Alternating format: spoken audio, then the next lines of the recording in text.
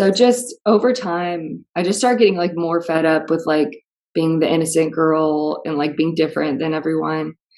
So in high school, I was still like cheering throughout middle school and the beginning of high school. I got my first boyfriend at like 15. He was like my first kiss. And I remember he broke up with me because this girl told him that she would sleep with him if he broke up with me. So he did. And after that, I was just like, I am so done like being the innocent girl. Like, I just want to do whatever I want to do. Like, I don't care about what anyone, Yeah. uh, like, I don't care what my parents say or like, I just was ready to be a rebel.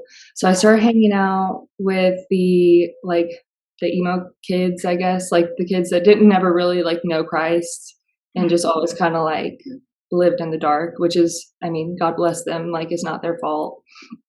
But I ended up getting another boyfriend who was older than me, and he had been like with girls and guys, smoked cigarettes and everything. And like, I was still pretty innocent. Like, I'd only kissed a guy, and my parents did not like him. And they like really tried to like get me to not date him. But since I was ready to be a rebel, like I really went for it anyways. Yeah.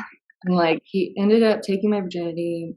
Well, it was my choice too. Like, Yeah. uh, yeah, we did that. And then right after, like literally a few days after, he broke up with me and then started dating someone else and would like send me pictures of them and be like, just effed and like stuff like that.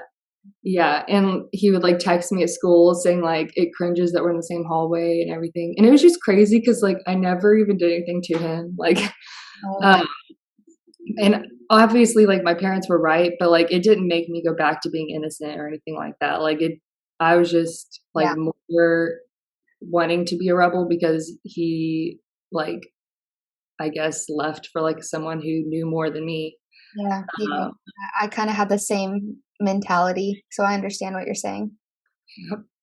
so I just started, like, hanging out with, like, kids that would have parties at their house and, like, just started drinking and smoking weed. And I remember I got into taking Adderall because I took it for an exam one time and I really liked the way it felt. Like, I just really liked the feeling of like being up because I'd always had a difficulty like focusing and I didn't like to work. I didn't like school, but that made me really like to do both of those things.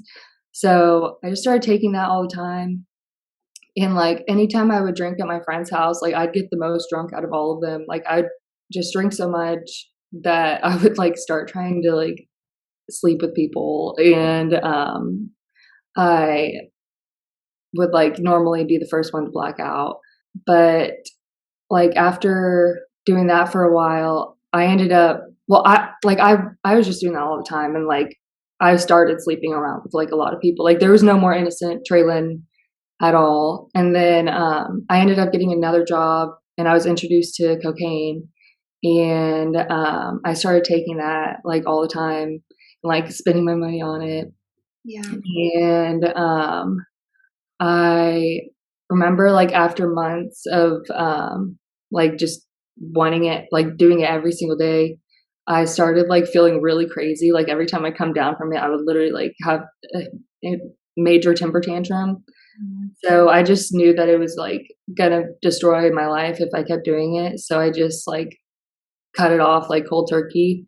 And I did keep like partying all the time. Like, any chance I could, I would like be drunk or high and like have alcohol in the car and like swerve off the road a little and like laugh. It was just really crazy how much I didn't care about my life.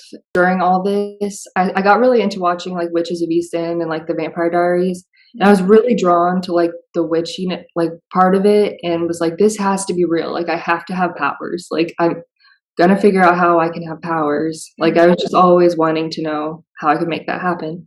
But I remember one night, this was my first like sleep paralysis experience. So I was laying on my stomach in my bed and I like saw what was happening in my room, I guess like in the spirit or something.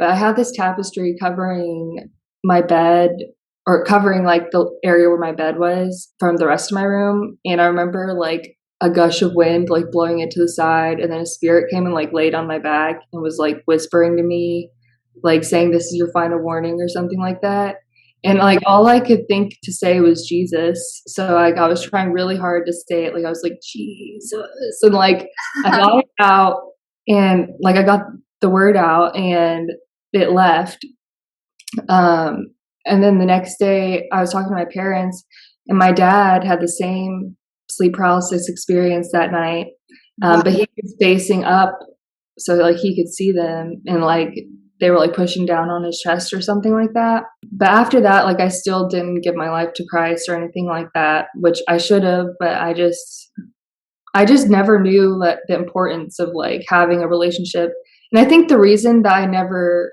connected with Christianity or anything is because I didn't have any, like, I had no idea about the spiritual world or, like, what it was um, Yeah. like I had no idea what the spiritual warfare was like, even though my parents did, Yeah, so I think, like, once you see it and you see the depths of wickedness, you realize too your need for Jesus because he keeps you protected. So some of us have to go in there. Some of us have to go really far into the dark side to realize that we need Jesus to keep us protected from that.